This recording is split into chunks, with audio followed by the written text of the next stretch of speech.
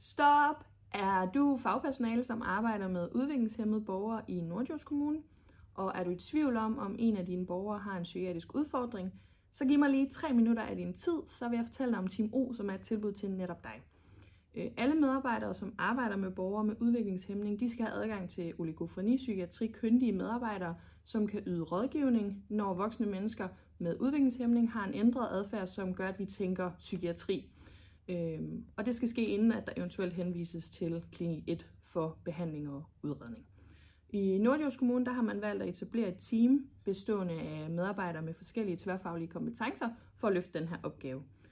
Så når I som personale bliver opmærksom på, at der er noget, der er forandret hos en borger, det kan være, at borgeren ændrer adfærd og bliver udadreagerende, eller ikke kan finde rundt i afdelingen mere, isolerer sig eller andet, så er I mulighed for at kontakte Team O og få rådgivning på den her konkrete sag.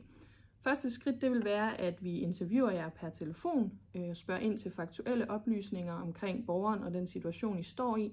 Vi vil gerne vide, hvilke diagnoser borgeren har, hvilke udredninger og screeninger I allerede har lavet, hvilken støtte I giver borgeren, og hvad det er, I ønsker at opnå ved henvendelsen til Team O.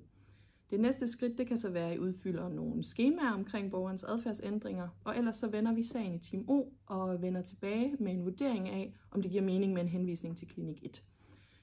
Hvis der ikke er belæg for en henvisning, så kan vi også byde ind med anbefalinger til nogle andre mulige indsatser. Det kan være pædagogisk eller andet, og det kan I så arbejde videre med sammen med borgeren. Hvis I har behov for at drøfte en sag med Team O, så vil vi gerne kontaktes på mail team-o@nordjurs.dk. Bare beskriv sagen kort, jeres oplevelser og bekymringer, og så kontakter et medlem af Team O jer. Inden I henvender jer, så er det nødvendigt, at I har indhentet samtykke fra borgeren. Hvis den her video har givet anledning til spørgsmål, så skal I endelig ikke holde jer tilbage. Bare skriv til den samme mail, og så hører I fra os.